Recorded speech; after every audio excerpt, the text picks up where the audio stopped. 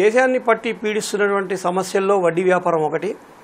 ముఖ్యంగా మన హైదరాబాద్లో అయితే ఓల్డ్ సిటీ, పోతే గ్రామాల్లో చూసినట్లయితే చాలామంది ఒక ప్రత్యేక కులానికి చెందిన వాళ్ళు ఈ అధిక మొత్తంలో వడ్డీలు ఇస్తూ వడ్డీ మీద వడ్డీ వసూలు చేస్తూ చక్రవడ్డీ వసూలు చేస్తూ అనేక మంది ఆత్మహత్యలకి వీళ్ళు కారణమైనారు.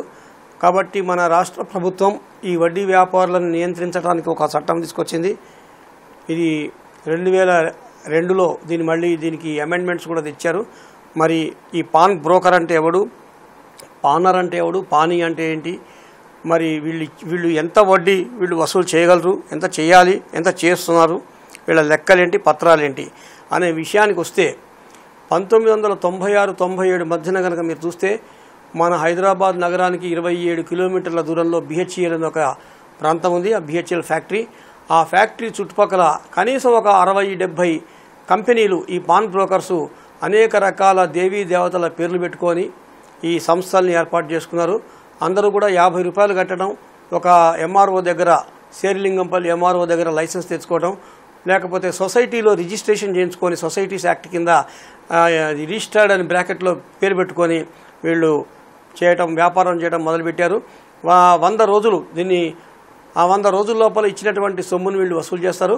ఉదాహరణకి 10,000 రూపాయలు అప్పు ఇవ్వాల్సి ఉంటే వీళ్ళు ఏం చేస్తారు, 10,000లో 1,000 రూపాయలు పట్టుకొని 9,000 రూపాయలు ఇస్తారు. డైలీ 100 రూపీస్ చొప్పున 100 రోజులు కట్టేయాలి. అంటే దగ్గర ఇది 8% వడ్డీకి దారి తీస్తుంది ఇది. మరి చాలామంది ఇప్పుడు చూస్తే క్రెడిట్ కార్డ్స్ విషయంలో కూడా చూస్తే అంతే, వడ్డీకి వడ్డీ వసూలు చేస్తున్నారు వీళ్ళు, ఈ సంస్థలన్నీ కూడా. అలాగే ఈ వడ్డీ వ్యాపారులు కొంతమంది లైసెన్స్ ఉండి కొంతమంది లైసెన్స్ లేక చేస్తున్నారు. ఏదైనా వడ్డీ అనగానే మనకి ఒకే ఒక చట్టం మన దేశంలో ఉంది. దాని ఆంధ్రప్రదేశ్ పాన్ బ్రోకర్స్ యాక్ట్ 2002 అని మనకు ఉంది. దీని ప్రకారంగా MRO దీనికి ఒక అధికారి, ఈ అధికారి అప్లై చేసుకుంటే కనుక లైసెన్సెస్ గ్రాంట్ చేస్తాడు. లైసెన్స్ ఫీజు 50 రూపాయలు. ప్రతి సంవత్సరం వీళ్ళు అకౌంట్స్ MROకి సబ్మిట్ చేయాలి.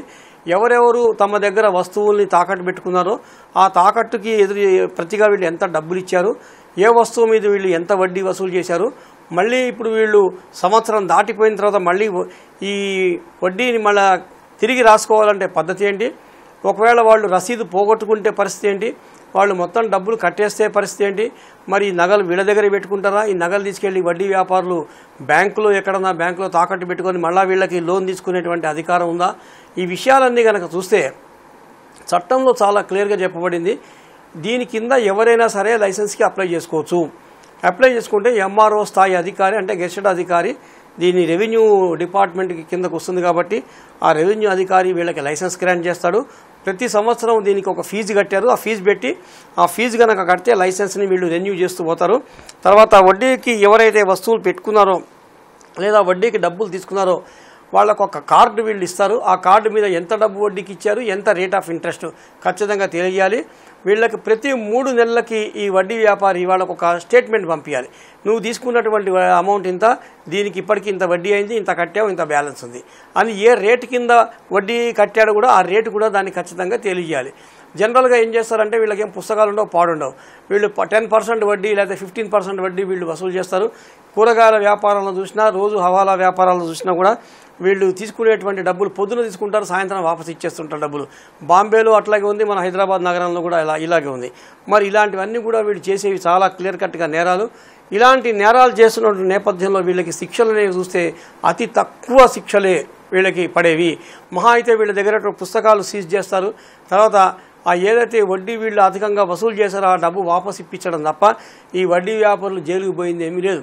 కాబట్టి ఇప్పుడు ఏం చేస్తున్నారంటే పోలీసులు ఇలాంటి వాళ్ళని ట్యాకిల్ చేయడానికి టాస్క్ ఫోర్స్ పెట్టి ఒకటి కంటే రెండోసారి నేరం చేస్తే వీళ్ళని ఈ టడా యాక్టు తర్వాత ఈ PD యాక్ట్ని అప్లై చేస్తూ వాళ్ళని శిక్షిస్తున్నారు తప్ప నేను చెప్పినటువంటి పాన్ బ్రోకర్స్ యాక్ట్ 2002 మాత్రం అప్లై చేస్తే సొసైటీలో ఇలాంటి నేరగాళ్ళకి ఈ కంట్రోల్ చేయడానికి మాత్రం ఇది ఒక చట్టంగా లేదు ఇది. కాబట్టి మామూలు బీద ప్రజలు ఎంతోమంది వడ్డీ కట్టలేక వాళ్ళు మాట్లాడే మాటలు వినలేక వీళ్ళు ఆత్మహత్యలు చేసుకున్నారు. ఎన్నోసార్లు ఈ విషయం వార్తా పేపర్లలో ప్రసార మాధ్యమాల్లో ప్రచారమైంది. ఆంధ్రప్రదేశ్లో అయితే మరీ దారుణంగా ఉంది ఈ పరిస్థితి. వీళ్ళని కంట్రోల్ చేయడానికి ఒక ప్రత్యేకమైనటువంటి టాస్క్ ఫోర్స్ అనేది లేకపోవడంతో వీళ్ళు చెలరేగిపోతున్నారు.